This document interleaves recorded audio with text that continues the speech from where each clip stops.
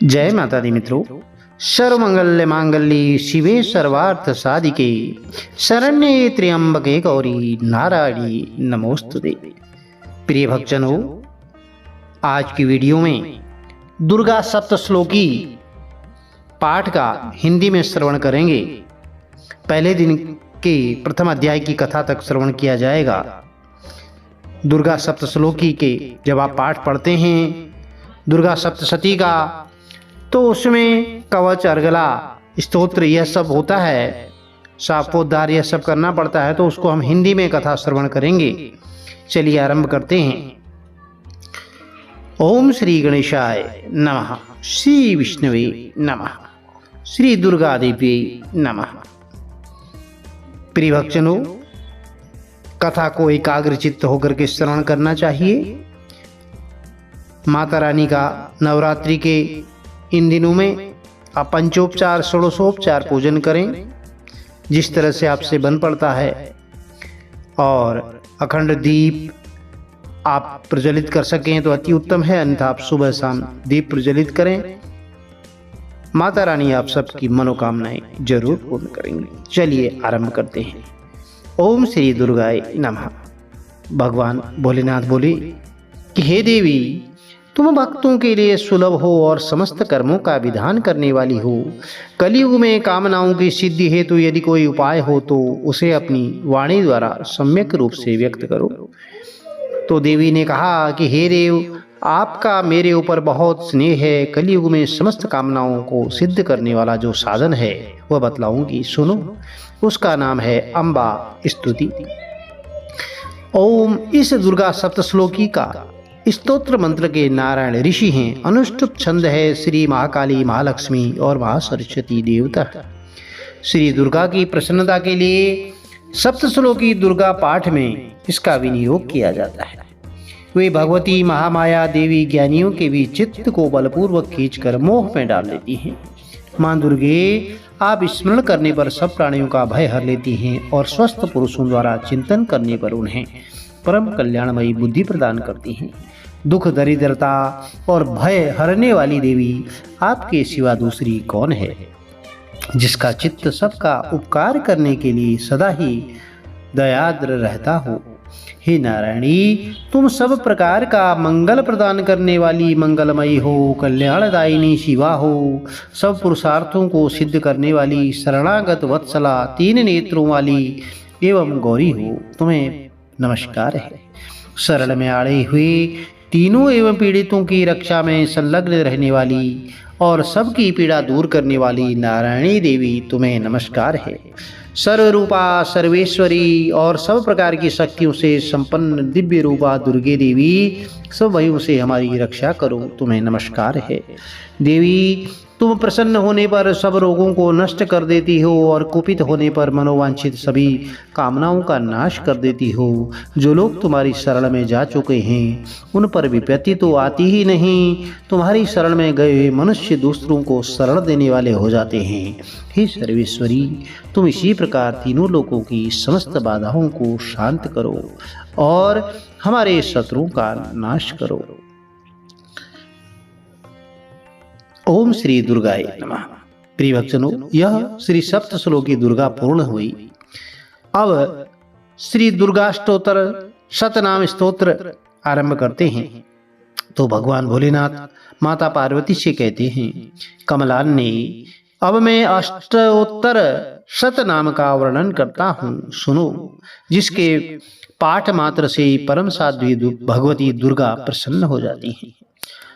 ओम सती साध्वी भवप्रीता भवानी भवमोचिनी आर्या दुर्गा जया आद्या त्रिनेत्रा शूलधारिणी पिनाकधारिणी चित्रा चंड घंटा महातपा मनः बुद्धि अहंकारा चित्तरूपा चिताचिति सर्वमंत्रमयी सत्ता सत्यानंद स्वरूपिणी अनंता भाविनी भाव्या भव्या भव्या सदागति शांभवी देव माता चिंता रत्न प्रिया सर्वविद्या दक्ष कन्या दक्ष यज्ञ विनाशिनी अपर्णा नेकवर्णा पाटला पाटलावती पटांबर परिधाना कलमंजीर रंजिनी।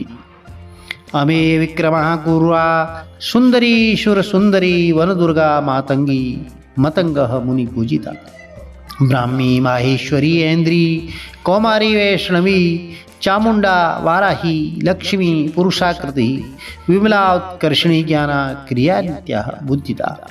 बहुला बहुल प्रेमा सर्ववाहन वाहना निशुंभ शुंभहननी महिषासुर मर्दिनी मधुकैडव हंत्री चंडमुंड विनाशिनी सर्वासुर विनाशा सर्वदानव घातिनी सर्वशास्त्रमयी शल्या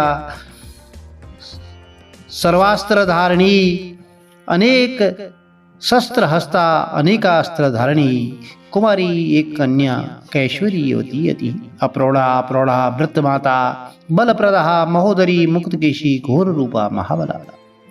अग्निज्वाला रौद्रमुखी कालरात्रि तपस्विनी नारायणी भद्रकाली विश्वमाया जलोदरी शिवदूती कराली अनंता परमेश्वरी कात्यायनी सावित्री प्रत्यक्षा ब्रह्मवादिनी। तो हे देवी, जो प्रतिदिन दुर्गा जी के इस अष्टोत्तर शतनाम पाठ करता है, यानी कि 108 यह दुर्गा माँ के नाम हैं, उसके लिए तीनों लोकों में कुछ भी असाध्य नहीं है। वह धन धान्य पुत्र स्त्री घोड़ा हाथी धर्म आदि 4 पुरुषार्थ और अंत में सनातन मुक्ति भी प्राप्त कर लेता है। कुमारी का पूजन और देवी सुरेश्वरी का ध्यान करके पराभक्ति के साथ उनका पूजन करें, फिर अष्टोत्तर शतनाम का पाठ आरंभ करें। वही देवी, जो ऐसा करता है उसे सब श्रेष्ठ देवताओं की भी सिद्धि प्राप्त होती है। राजा उसके दास हो जाते हैं और वह राज्य लक्ष्मी को प्राप्त कर लेता है। गोरोचन लाक्षा कुमकुम सिंदूर कपूर घी चीनी और मधु इन वस्तुओं को एकत्र करके इनसे विधि पूर्वक यंत्र लिखकर जो विधिज्ञ पुरुष सदा उस यंत्र को धारण करता है वह शिव के तुल्य हो जाता है। भौमवती अमावस्या आधी रात में जब चंद्रमा सतभिषा नक्षत्र में हो, उस समय इस स्तोत्र को लिख करके जो इसका पाठ करता है वह संपत्तिशाली होता है। प्रिय भक्तजनों, यह अष्टोत्तर शत पाठ का नाम था माँ दुर्गा के। और उसके बाद आप शापोद्धार की जो विधि है, संकल्प करें। संकल्प में अपना नाम और गोत्र लेकर के और सामान्य रूप से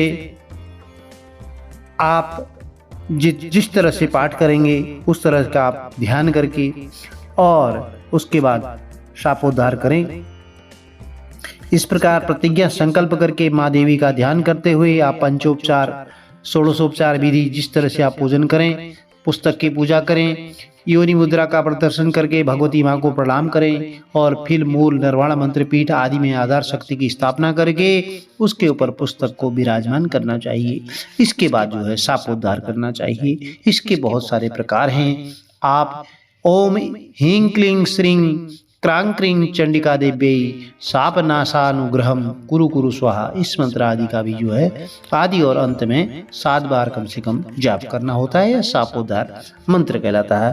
पुस्तक पूजन करें, पुस्तक में तिलक लगाएं और उसके बाद आप पाठ के लिए अपने आप को शापोद्धार पूर्ण करके देवी का कवच का पाठ करना चाहिए। चलिए आरंभ करते हैं।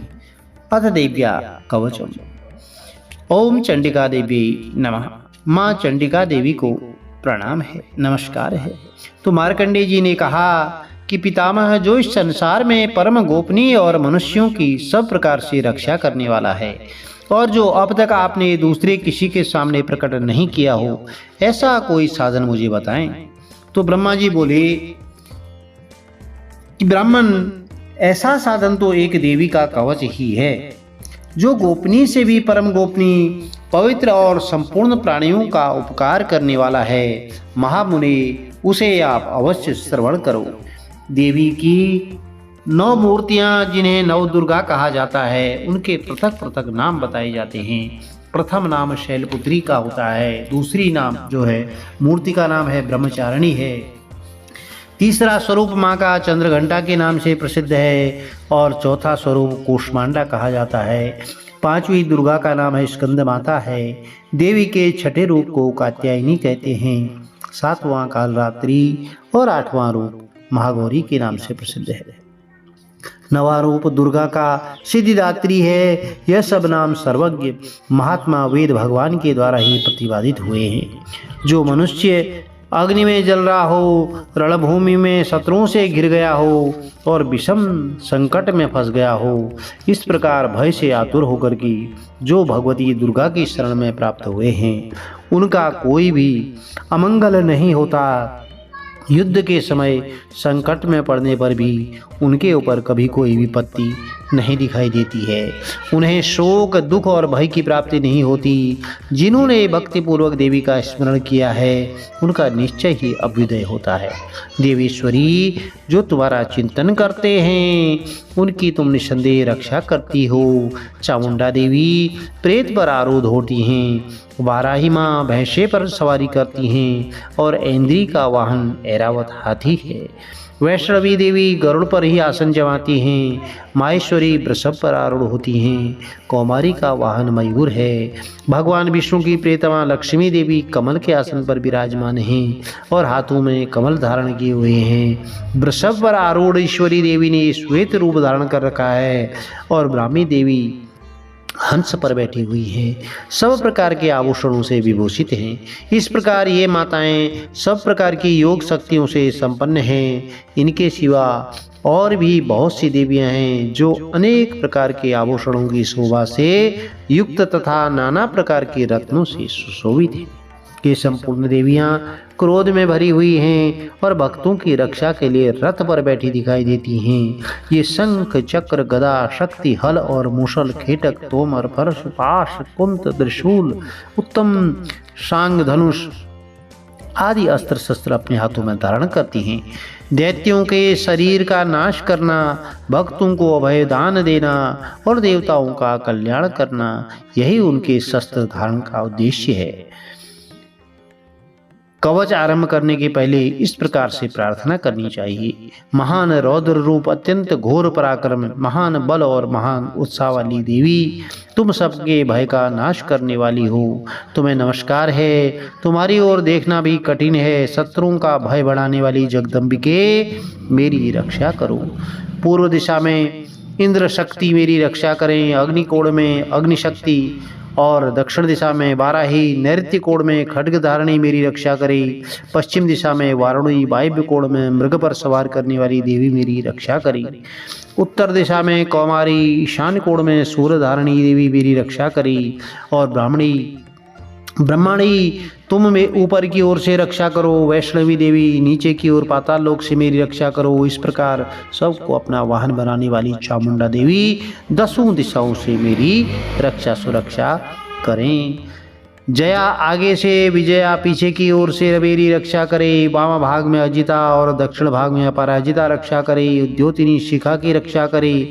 उमा मेरे मस्तक पर विराजमान होकर के रक्षा करे। ललाट में मालाधारी रक्षा करे और यशस्विनी देवी मेरी भौहों का संरक्षण करे। भौहों के मध्य भाग में त्रिनेत्र और नथनों की यम घंटा मेरी रक्षा करे। दोनों नेत्रों के मध्य भाग में शंखिनी और कानों में द्वारवासिनी मेरी रक्षा करे। कालिका देवी कपोलों की तथा भगवती शांकरी कानों के मूल भाग की रक्षा करे।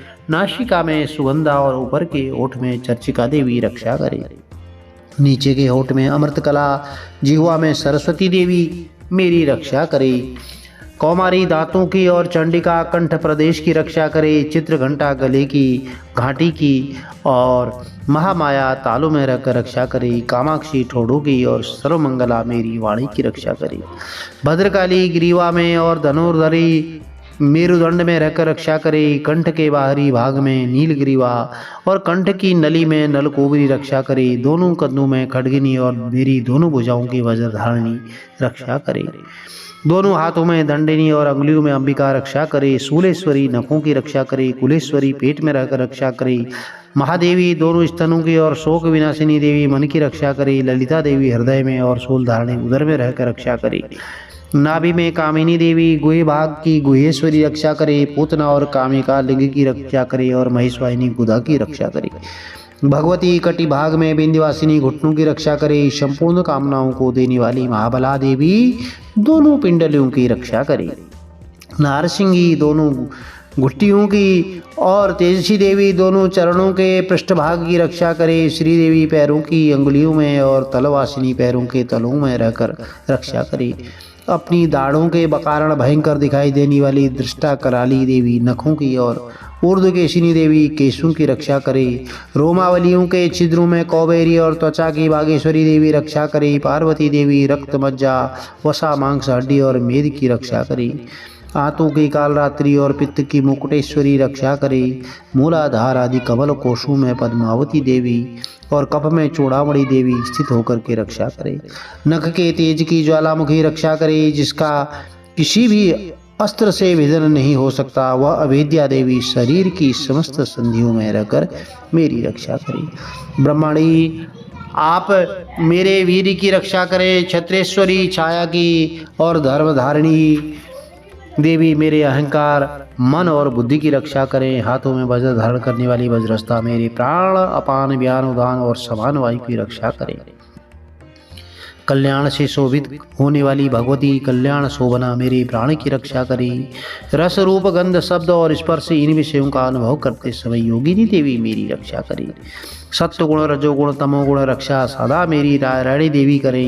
वाराही आयु की रक्षा करे। वैष्णवी धर्म की रक्षा करे। चक्रिणी यशी देवी यश कीर्ति लक्ष्मी धन और विद्या की रक्षा करे। इंद्राणी आप मेरे गोत्र की रक्षा करें। चंडिके तुम मेरे पशुओं की रक्षा करो। महालक्ष्मी पुत्रों की रक्षा करे और भैरवी पत्नी की रक्षा करे। मेरे पद की सुपथा मार्ग की क्षेम करी रक्षा करे। राजा के दरबार में महालक्ष्मी रक्षा करे। सब और व्याप्त रहने वाली विजया देवी संपूर्ण भयों से मेरी रक्षा करे। देवी जो स्थान कवच में नहीं कहा गया है अतएव रक्षा से रहित है, वह सब तुम्हारे द्वारा सुरक्षित हो, क्योंकि तुम विजयशालिनी हो और पापनाशिनी हो। यदि अपने शरीर का भला चाहो तो मनुष्य बिना कवच के कहीं भी एक पग भी न जाए। कवच का पाठ करके यात्रा करे। कवच के द्वारा सब और सुरक्षित मनुष्य जहाँ जहाँ भी जाता है वहाँ वहाँ उसे धन लाभ होता है। संपूर्ण कामनाओं की सिद्धि करने वाली विजय की प्राप्ति होती है और वह जिस जिस अभिष्ट वस्तु को का चिंतन करता है वह उसको निश्चय ही प्राप्त कर लेता है। वह पुरुष इस पृथ्वी पर तुलना रहित महान ऐश्वर्य का भागी होता है। कवच से सुरक्षित मनुष्य निर्भय हो जाता है। युद्ध में उसकी पराजय नहीं होती और वह तीनों लोकों में पूजनीय होता है। देवी का यह कवच देवताओं के लिए दुर्लभ है। जो प्रतिदिन नियम पूर्वक तीनों संध्याओं के समय श्रद्धा के साथ इसका पाठ करता है उसे देवी कला प्राप्ति होती है और वह तीनों लोकों में कहीं भी पराजित नहीं होता। इतना ही नहीं, वह अपमृत्यु से भी रहित हो 100 से अधिक वर्षों तक जीवित रहता है। मकरी चेचक कोड़ आदि उसकी संपूर्ण व्याधियां नष्ट हो जाती हैं। कनेर भांग अफीम धतूरे आदि का व्यावर विष सांप और बिच्छू आदि के काटने से चढ़ा हुआ जंघम विष और अफीन और तेल के संयोग आदि से बनने वाला कृत्रिम विष भी उसे सभी प्रकार के विष दूर हो जाते हैं, उनका कोई असर नहीं होता।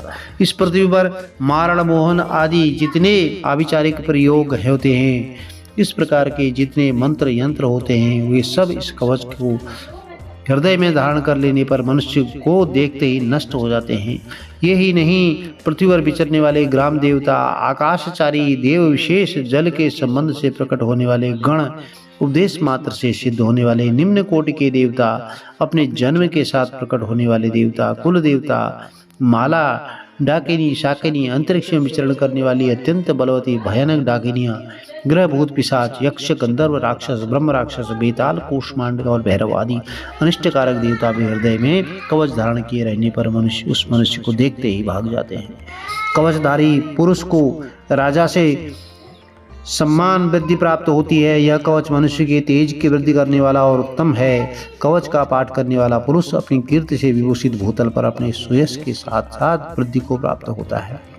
जो पहले कवच का पाठ करके उसके बाद सप्तशती चंडी का पाठ करता है, उसकी जब तक वन पर्वत और काननों सहित यह पृथ्वी टिकी रहती है तब तक यहाँ पुत्र पौत्र आदि संतान परंपरा बनी रहती है। फिर देह का अंत होने पर वह पुरुष भगवती महामाया के प्रसाद से उस नित्य परम पद को प्राप्त होता है, जो देवताओं के लिए भी अति दुर्लभ है।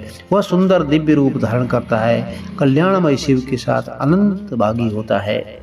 प्रिय भक्तों, यह देवी माँ का कवच पूर्ण होता है। इसके बाद अर्गला स्तोत्र का पाठ करना चाहिए।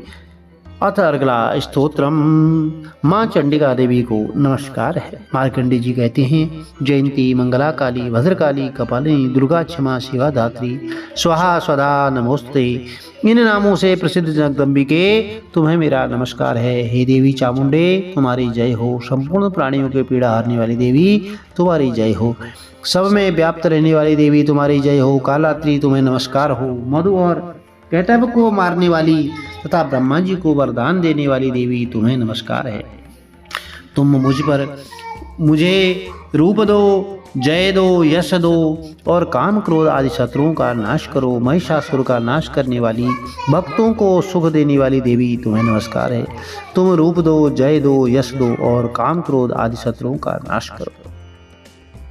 रक्त बीज का वध और चंडमुंड का विनाश करने वाली देवी तुम रूप दो, जय दो, यश दो, काम क्रोध आदि शत्रुओं का नाश करो। शुंभ और निशुंभ तथा धूम्रलोचन का मर्दन करने वाली देवी तुम रूप दो, जय दो, यश दो और काम क्रोध आदि शत्रुओं का नाश करो। सबके द्वारा वंदित युगल चरणों वाली तथा संपूर्ण सौभाग्य प्रदान करने वाली देवी तुम रूप दो, जय दो, यश दो और काम क्रोध आदि शत्रुओं का नाश करो।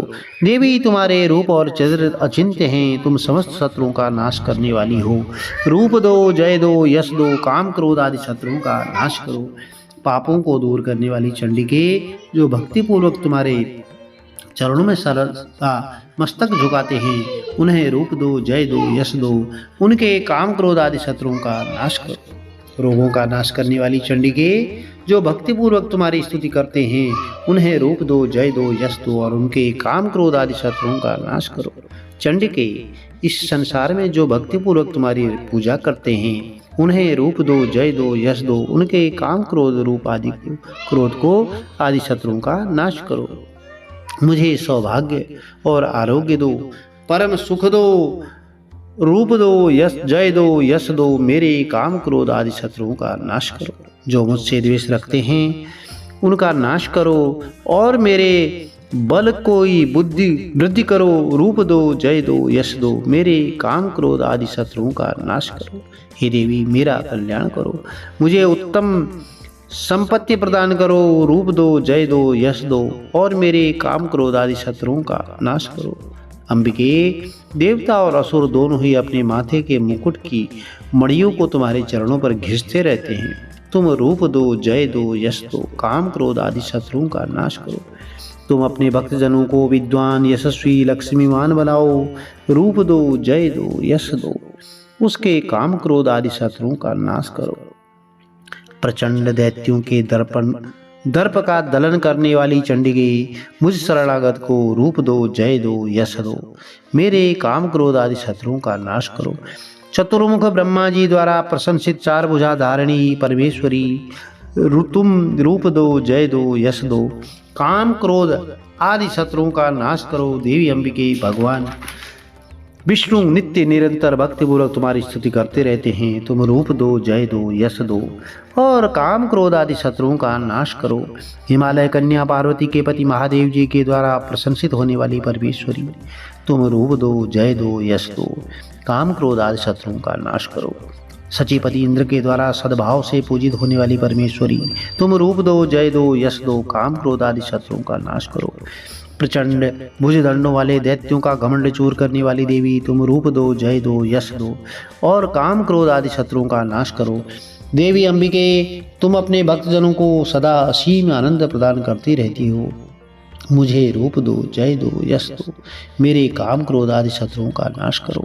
मन की इच्छा के अनुसार चलने वाली मनोहर पत्नी प्रदान करो, जो दुर्गम संसार सागर से तारने वाली और उत्तम कुल में उत्पन्न हुई हो और जो मनुष्य स्तोत्र का पाठ करके सप्तशती रूपी महास्तोत्र का पाठ करता है, वह सप्तशती की जप संख्या से मिलने वाले श्रेष्ठ फल को प्राप्त होता है। साथ ही वह प्रचुर संपत्ति भी प्राप्त कर लेता है। प्रिय भक्तजनों, अब जो है इसके बाद कीलक का पाठ करना चाहिए। ओम चंडिका देवी नमस्ते। माँ चंडिका देवी को नमस्कार है। मार्कंडेय जी कहते हैं, विशुद्ध ज्ञान ही जिनका शरीर है, तीनों वेद ही जिनके तीन दिव्य नेत्र हैं, जो कल्याण प्राप्ति है हेतु हैं और अपने मस्तक पर अर्धचंद्र का मुकुट धारण करते हैं उन भगवान शिव को नमस्कार है। मंत्रों का जो अभिकीलक है अर्थात मंत्रों की सिद्धि में विघ्न उपस्थित करने वाली साप रूपी कीलिका का जो निवारण करने वाला है, उस सप्तशती स्तोत्र को संपूर्ण रूप से जानना चाहिए और जानकर भी उसकी उपासना करनी चाहिए। यदि सप्तशती के अतिरिक्त अन्य मंत्रों के जप में भी जो निरंतर लगा रहता है वह भी कल्याण का भागी होता है, उसके भी उच्चाटन आदि कर्म सिद्ध होते हैं और उसे भी समस्त दुर्लभ वस्तुओं की प्राप्ति होती है। तथापि जो अन्य मंत्रों का जप न करके केवल इस सप्तशती नामक स्तोत्र से ही देवी की स्तुति करते हैं, उन्हें स्तुति मात्र से ही सच्चिदानंद स्वरूपिणी देवी सिद्ध हो जाती हैं। उन्हें अपने कार्य की सिद्धि के लिए मंत्र, औषधि और अन्य किसी साधन के उपयोग की आवश्यकता नहीं रहती। बिना जप के ही उनके उच्चाटन आदि समस्त आभिचारिक कर्म सिद्ध हो जाते हैं। इतना ही नहीं, उनकी संपूर्ण अभिष्ट वस्तुएं भी सिद्ध होती हैं। लोगों के मन में यह शंका थी कि जब केवल सप्तशती की उपासना अथवा सप्तशती को छोड़ करके अन्य मंत्रों की उपासना से भी समान रूप से सब कार्य सिद्ध होते हैं, तब इसमें श्रेष्ठ कौन सा साधन है। तो लोगों की इस शंका को सामने रखकर भगवान शंकर ने अपने पास आए हुए जिज्ञासुओं को समझाया कि यह सप्तशती नामक संपूर्ण स्तोत्र ही सर्वश्रेष्ठ और कल्याणकारी है। तदंतर भगवती चंडिका के सप्तशती नामक स्तोत्र को महादेव जी ने गुप्त कर दिया और सप्तशती के पाठ से जो पुण्य प्राप्त होता है उसकी कभी समाप्ति नहीं होती है, किंतु अन्य मंत्रों के जप जन्य पुण्य की समाप्ति हो जाती है। अतः भगवान शिव ने अन्य मंत्रों की अपेक्षा जो सप्तशती की ही श्रेष्ठता का निर्णय किया उसे यथार्थ ही जानना चाहिए। अन्य मंत्रों का जप करने वाला पुरुष भी यदि सप्तशती स्तोत्र और जप का अनुष्ठान कर ले तो वह भी पूर्ण रूप से कल्याण का भागी होता है, इसमें तनिक भी संदेह नहीं होता है।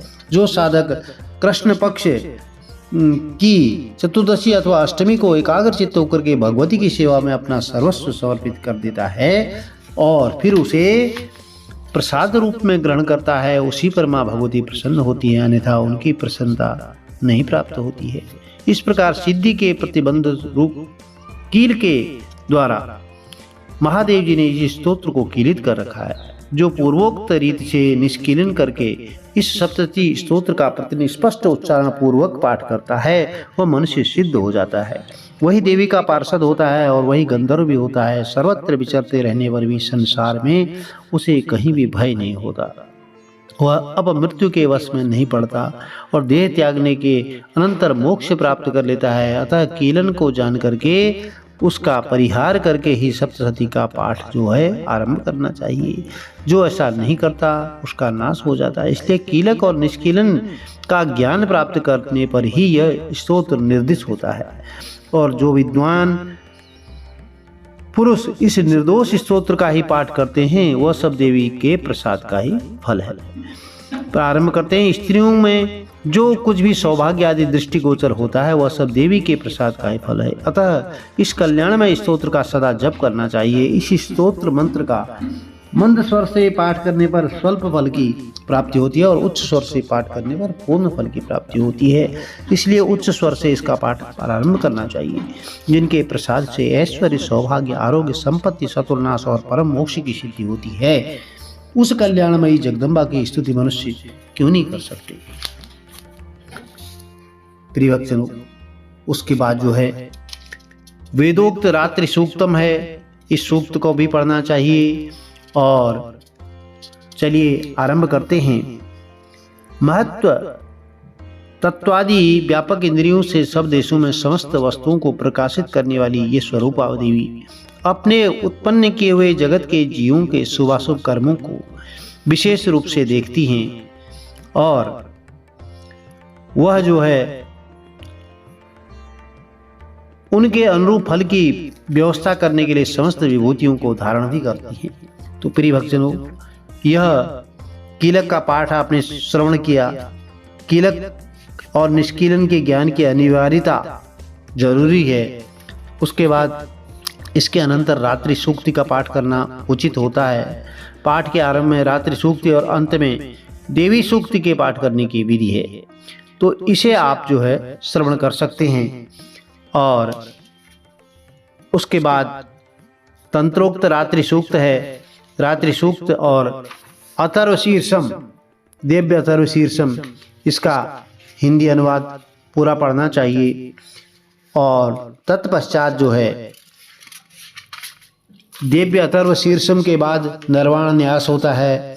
यह सब निर्वाण विधि से न्यास होता है, ध्यान, और फिर माँ दुर्गा का पाठ करना आरंभ होता है। तो यह एक विधि विधान होता है और माता रानी विधि विधान के साथ यदि आप कथा पूर्ण करती हैं, श्रवण करते हैं, तो आपके मनोरथ अवश्य ही पूर्ण होते हैं। आपके पास दुर्गा सप्तशती की पुस्तक होगी तो आप जो है यह न्यास आदि कर सकते हैं, पढ़ सकते हैं। हम आपको वीडियो बहुत बड़ी हो जा रही है, इसलिए श्री दुर्गा सप्तशती के प्रथम अध्याय की कथा ही श्रवण कराते हैं। चलिए आरंभ करते हैं। श्री दुर्गाय नमः। श्री दुर्गा सप्तशती प्रथमो अध्याय। ओम प्रथम चरित्र ब्रह्मा ऋषि का महाकाली देवता गायत्री छंद नंदाशक्ति रक्तदंतिका बीजम अग्निस्तत्वम ऋग्वेद स्वरूपम श्री महाकाली प्रीत्यति प्रथम चरित्र जपि विनियोग। प्रथम चरित्र के ब्रह्मा ऋषि महाकाली देवता गायत्री छंद नंदाशक्ति रक्तदंतिका बीज और अग्नि तत्व ऋग्वेद हैं। श्री महाकाली देवता की प्रसन्नता के लिए प्रथम चरित्र के जप में विनियोग किया जाता है। भगवान विष्णु के सो जाने पर मधु और कैटभ को मारने के लिए जब कमल जन्मा और ब्रह्मा जी ने जिनका स्तवन किया था, उन महाकाली देवी का मैं सेवन करता हूँ। वे अपने 10 हाथों में खड्ग, चक्र, गदा, बाण, धनुष, परिघ, शूल, भुषुंडी, मस्तक और शंख धारण करती हैं। उनके 3 नेत्र हैं। वे समस्त अंगों में दिव्य आभूषणों से विभूषित है। उनके शरीर की कांति नीलमणि के समान है। वे 10 मुख और 10 पैरों से युक्त हैं। तो मार्कंडेय जी बोले, सूर्य के पुत्र सावर्णी जो 8वें मनु कहे जाते हैं, उनकी उत्पत्ति की कथा विस्तार पूर्वक कहता हूँ मैं, सुनो। सूर्य कुमार महाभाग सावर्णी भगवती महामाया के अनुग्रह से जिस प्रकार मनवंतर के स्वामी हुए वही प्रसंग बताता हूँ। पूर्व काल की बात है। स्वारोचिष मनवंतर में सुरथ नाम के एक राजा थे जो चैत्र वंश में उत्पन्न हुए थे। उनका समस्त भूमंडल पर अधिकार था। वे प्रजा का अपने औरस पुत्रों की भांति धर्म पूर्वक पालन करते थे। तो भी उस समय कोला विध्वंसी नामक के क्षत्रिय उनके शत्रु हो गए। राजा सुरथ की दंड नीति बड़ी प्रबल थी। उनका शत्रुओं के साथ संग्राम हुआ। यदि कोला विध्वंसी संख्या में बहुत कम थे तो भी राजा सुरथ युद्ध में उनसे परास्त हो गए और तब वे युद्ध भूमि से अपने नगर की ओर लौट आए और केवल अपने देश के राजा होकर रहने लगे। किंतु वहां भी उन प्रबल शत्रुओं ने उस समय महाभाग राजा सुरथ पर आक्रमण कर दिया। अब राजा का बल क्षीण हो चला था, इसलिए उनके दुष्ट, बलवान और दुरात्मा मंत्रियों ने वहां उनकी राजधानी में भी राज्य की सेना और खजाने को हथिया लिया। अब सुरथ का प्रभुत्व जो है नष्ट हो चुका था, इसलिए वे शिकार खेलने के बहाने घोड़े पर सवार होकर वहां से अकेले ही घने जंगल में चले गए। अब वहां देखते हैं सुरथ का प्रभुत्व नष्ट हो गया और वहां उन्होंने विप्र और मेधा मुनि का आश्रम देखा, जहां कितने ही हिंसक जीव परम शांत भाव से रहते थे। मुनि के बहुत से शिष्य उस वन की शोभा बढ़ा रहे थे। वहां जाने पर मुनि ने उनका सत्कार किया और वे उन मुनि श्रेष्ठ के आश्रम पर इधर उधर विचरते हुए कुछ काल तक रहे। फिर ममता से आकृष्ट चित्त होकर के वहां इस प्रकार चिंता करने लगी कि पूर्व काल में मेरे पूर्वजों ने जिसका पालन किया था वही नगर आज मुझसे रहित है। पता नहीं मेरे दुराचारी भृत्यगण उसकी धर्मपूर्वक रक्षा करते हैं या नहीं। जो सदा मद की वर्षा करने वाला और शूरवीर था, वह मेरा प्रधान हाथी अब शत्रुओं के अधीन होकर न जाने किन भोगों को भोगता होगा।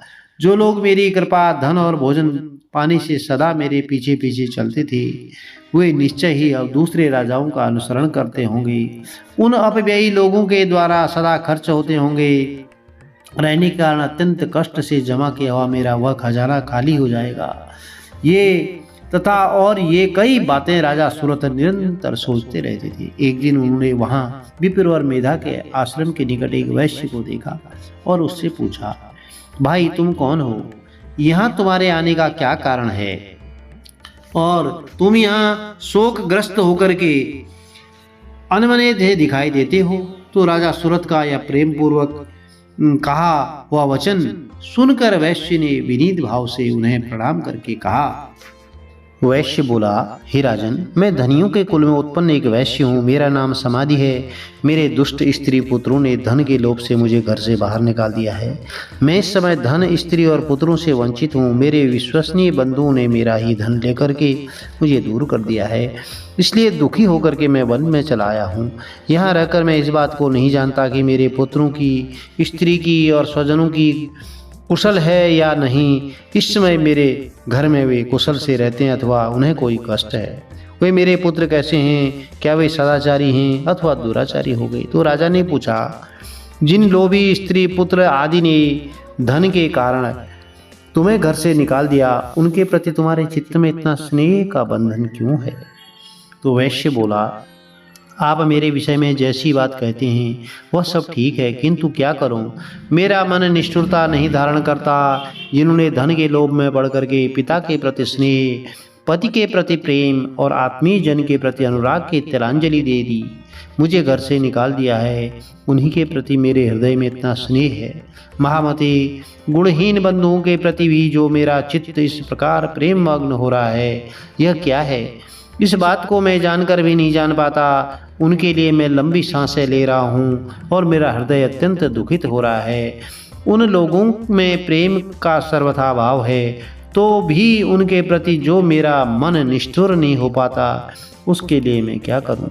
तो मार्कंडेय जी कहते हैं, ब्राह्मण, तदंतर राजाओं में श्रेष्ठ सूरत और वह समाधि नामक दोनों वैश्य साथ साथ मेधा मुनि की सेवा में उपस्थित हुए और उनके साथ यथा योग्य न्याय अनुकूल विनयपूर्ण बर्ताव करके बैठे। तत्पश्चात वैश्य और राजा ने कुछ वार्तालाप आरंभ किया। तो राजा ने कहा, भगवान, मैं आपसे एक बात पूछना चाहता हूँ, उसे बताएं। मेरा चित्त अपने अधीन न होने के कारण वह बात मेरे मन को बहुत दुख देती है। जो राज्य मेरे हाथ से चला गया, उसमें और उसके संपूर्ण अंगों में मेरी ममता बनी हुई है। हे मुनिश्रेष्ठ, यह जानते हुए भी कि वह अब मेरा नहीं है, अज्ञानी की भांति मुझे उसके लिए दुख होता है। यह क्या है? और इधर यह वैश्य भी घर से अपमानित होकर आया है। इसके पुत्र, स्त्री, भृत्यों ने इसे छोड़ दिया है, स्वजनों ने भी इसका परित्याग कर दिया है, तो भी यह उनके प्रति अत्यंत हार्दिक स्नेह रखता है। इस प्रकार तथा मैं दोनों ही बहुत दुखी हैं, जिसमें प्रत्यक्ष दोष देखा गया है और उस विषय के लिए भी हमारे मन में ममता जनित आकर्षण पैदा हो रहा है। हे महाभाग, हम दोनों समझदार हैं, तो भी हम में जो मोह पैदा हुआ है, यह क्या है? वो एक शून्य पुरुष की भांति मुझ में और इसमें भी यह मूढ़ता प्रत्यक्ष दिखाई देती है। तो ऋषि बोले, हे महाभाग, विषय मार्ग का ज्ञान सब जीवों को है। इसी प्रकार विषय भी सबके लिए अलग अलग हैं। कुछ प्राणी दिन में नहीं देखते और दूसरे रात में ही नहीं देखते, और कुछ जीव ऐसे हैं जो दिन और रात्रि में बराबर देखते हैं। यह ठीक है कि मनुष्य समझदार होते हैं, किंतु केवल वे ही ऐसे नहीं होते। पशु, पक्षी और मृग आदि सभी प्राणी समझदार होते हैं। मनुष्य की समझ भी वैसी होती है जैसे उन मृग और पक्षियों की होती है, कुछ वैसी मनुष्यों की होती है, वैसी ही उन मृग, पक्षी आदि की होती है। यह अन्य बातें भी प्रायः दोनों में समान ही हैं। समझ होने पर भी इन पक्षियों को तो देखो, ये स्वयं भूख से पीड़ित होते हुए भी मोहवश बच्चों की चोंच में कितने चाव से अन्न के दाने डाल रहे हैं। हे नरश्रेष्ठ, क्या तुम नहीं देखते कि ये मनुष्य समझदार होते हुए भी लोभवश अपने किए हुए उपकार का बदला पाने के लिए पुत्रों की अभिलाषा करते हैं? यद्यपि उन सब में समझ की कमी नहीं है, तथापि वे संसार की स्थिति, जन्म मरण की परंपरा बनाए रखने वाले भगवती महामाया के प्रभाव द्वारा ममतामय भंवर से युक्त मोह के गहरे गर्त में गिराए गए हैं। इसलिए इसमें आश्चर्य नहीं करना चाहिए। हे जगदीश्वर, भगवान विष्णु की योग निद्रा रूपा जो भगवती महारूपाया हैं, उन्हीं से यह जगत मोहित हो रहा है। वे भगवती महामाया देवी ज्ञानियों के भी चित्त को बलपूर्वक खींच करके मोह में डाल देती हैं, और वे ही इस संपूर्ण चराचर जगत की सृष्टि करती हैं, और वे ही प्रसन्न होने पर मनुष्यों को मुक्ति के लिए वरदान देती हैं, वही पराविद्या, संसार बंधन और मोक्ष की हेतुभूता सनातनी देवी और संपूर्ण ईश्वरों की भी अधीश्वरी हैं। तो राजा ने पूछा, भगवान जिन्हें आप महामाया कहते हैं वे देवी कौन हैं? हे ब्राह्मण, उनका आविर्भाव कैसे हुआ? उनके चरित्र कौन कौन हैं? और ब्रह्मवेत्ताओं में श्रेष्ठ महर्षि उन देवी का जैसा प्रभाव हो, जैसा स्वरूप हो, जिस प्रादुर्भाव हुआ हो, जिस प्रकार, वह सब मैं आपके मुख से सुनना चाहता हूँ। तो ऋषि बोले कि राजन, वास्तव में तो वे देवी नित्य स्वरूपा ही हैं। संपूर्ण जगत उन्हीं का रूप है और उन्होंने समस्त विश्व को व्याप्त कर रखा है। तथापि उनका प्राकट्य अनेक प्रकार से होता है। बस मुझसे सुनो, यद्यपि वे नित्य और अजन्मा हैं और तथापि जब देवताओं का कार्य सिद्ध करने के लिए प्रकट होती हैं तो उस समय लोक में उत्पन्न हुई कहलाती हैं। कल्प के अंत में जब संपूर्ण जगत एकार्णव में निमग्न हो रहा था और सबके प्रभु भगवान विष्णु शेषनाग की शैया बिछाकर योग निद्रा का आश्रय लेकर के सो रहे थे, तो उस समय उनके कानों के मैल से दो भयंकर असुर उत्पन्न हुए, जो मधु और कैटभ के नाम से विख्यात हुए। मधु और कैटभ वे दोनों ब्रह्मा जी का वध करने को तैयार हो गए। तो भगवान विष्णु के नाभि कमल में विराजमान प्रजापति ब्रह्मा जी ने जब उन दोनों भयानक असुरों को अपने पास आया और भगवान को सोया हुआ देखा, तब एकाग्र चित्त होकर उन्होंने भगवान विष्णु को जगाने के लिए उनके नेत्रों में निवास करने वाली योग निद्रा स्तवन आरंभ किया, जो इस विश्व की अधीश्वरी, जगत को धारण करने वाली, संसार का पालन और संसार संहार करने वाली तेज स्वरूप भगवान विष्णु की अनुपम शक्ति हैं। उन्हीं भगवती निद्रा देवी की भगवान ब्रह्मा स्तुति करने लगे। तो ब्रह्मा जी ने कहा, हे देवी, तुम ही स्वाहा, तुम ही स्वधा और तुम ही वषटकार हो। स्वर भी तुम्हारे ही स्वरूप हैं और तुम ही जीवनदायिनी सुधा हो। नित्य अक्षर प्रणव में अकार, उकार, मकार इन तीन मात्राओं के रूप में तुम ही उपस्थित हो। इन तीन मात्राओं के अतिरिक्त जो बिंदु रूपा नित्य अर्ध मात्रा है, जिसका विशेष रूप से उच्चारण नहीं किया जा सकता, वह भी देवी तुम ही हो। तुम ही संध्या, सावित्री, परम जननी हो देवी। तुम ही इस विश्व ब्रह्मांड को धारण करती हो। तुमसे ही इस जगत की सृष्टि होती है, तुम ही से इसका पालन होता है और तुम सदा कल्प के अंत में सबको अपना ग्रास बना लेती हो। और जगन्मयी देवी, इस जगत की उत्पत्ति के समय तुम सृष्टि रूपा हो, पालन काल में स्थिति रूपा हो, कल्पांत के समय संहार रूप धारण करने वाली हो। तुम ही महाविद्या, महामाया, महामेधा, महास्मृति, महामोह रूपा महादेवी और महासुरी हो। तुम ही तीनों गुणों को उत्पन्न करने वाली सबकी प्रकृति हो। भयंकर कालरात्रि, महारात्रि, मोहरात्रि भी तुम ही हो। तुम ही श्री और तुम ही ईश्वरी, तुम ही हीन, तुम ही बोध स्वरूपा बुद्धि हो। लज्जा, पुष्टि, तुष्टि, शांति और क्षमा भी तुम ही हो। हे तुम खड्ग धारणी, शूल धारणी, घोर रूपा, गदा, चक्र, शंख और धनुष धारण करने वाली हो। बाण, भुसुंडी और परिघ ये भी तुम्हारे अस्त्र हैं। तुम सौम्य और सौम्यतर हो। इतना ही नहीं, जितने भी सौम्य एवं सुंदर पदार्थ हैं, उन सब की अपेक्षा तुम अत्यधिक सुंदरी हो। पर और अपर सबसे परे रहने वाली परमेश्वरी तुम ही हो। अर्धस्वरूपी देवी, कहीं भी सत और असत रूप जो कुछ वस्तुएं हैं, उन सब की जो शक्ति है वह तुम ही हो। ऐसी अवस्था में तुम्हारी स्तुति क्या हो सकती है, जो इस जगत की सृष्टि, पालन और संहार करते हैं। उन भगवान को भी जब तुमने निद्रा के अधीन कर दिया है, तब तुम्हारी स्तुति करने में यहाँ कौन समर्थ हो सकता है।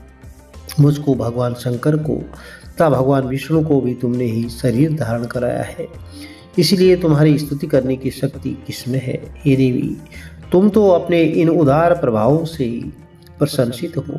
ये जो दोनों दुर्धर्ष असुर मधु और कैटभ हैं, इनको मोह में डाल दो और जगदीश्वर भगवान विष्णु को शीघ्र ही जगा दो। साथ ही इनके भीतर इन दोनों महान असुरों को मार डालने की बुद्धि उत्पन्न कर दो। तो ऋषि कहते हैं कि राजन, जब ब्रह्मा जी ने वहां मधु और कैटभ को मारने के उद्देश्य से भगवान विष्णु को जगाने के लिए तमोगुण की अधिष्ठात्री देवी योग निद्रा इस प्रकार स्तुति की, तब वे भगवान के नेत्र, मुख, नासिका, बाहु, हृदय और वक्षस्थल से निकलकर अव्यक्त जन्मा ब्रह्मा जी की दृष्टि के समक्ष खड़ी हो गई। योग निद्रा से मुक्त होने पर जगत के स्वामी भगवान जनार्दन उस एकारणव के जल में शेषनाग की सैया से जाग उठे। फिर उन्होंने उन दोनों असुरों को देखा। वे दुरात्मा मधु और कैटव अत्यंत बलवान और पराक्रमी थे और क्रोध से लाल आंखें किए हुए ब्रह्मा जी को खा जाने के लिए उद्योग कर रहे थे। तब भगवान श्रीहरि ने उठकर उन दोनों के साथ 5000 वर्षों तक केवल बाह्य युद्ध किया, पर वे दोनों भी अत्यंत बल के कारण उन्मत्त हो रहे थे और इधर महामाया ने भी उन्हें मोह में डाल रखा था। इसलिए वे भगवान विष्णु से कहने लगे, हम तुम्हारी वीरता से संतुष्ट हैं और तुम हम लोगों से कोई वर मांगो। तो श्री भगवान बोले, यदि तुम दोनों मुझ पर प्रसन्न हो तो अब मेरे हाथ से मारे जाओ। बस इतना सा ही मैंने वर मांगा है, अब यहाँ दूसरे किसी वर से क्या लेना है। तो ऋषि कहते हैं, इस प्रकार धोखे में आ जाने पर जब उन्होंने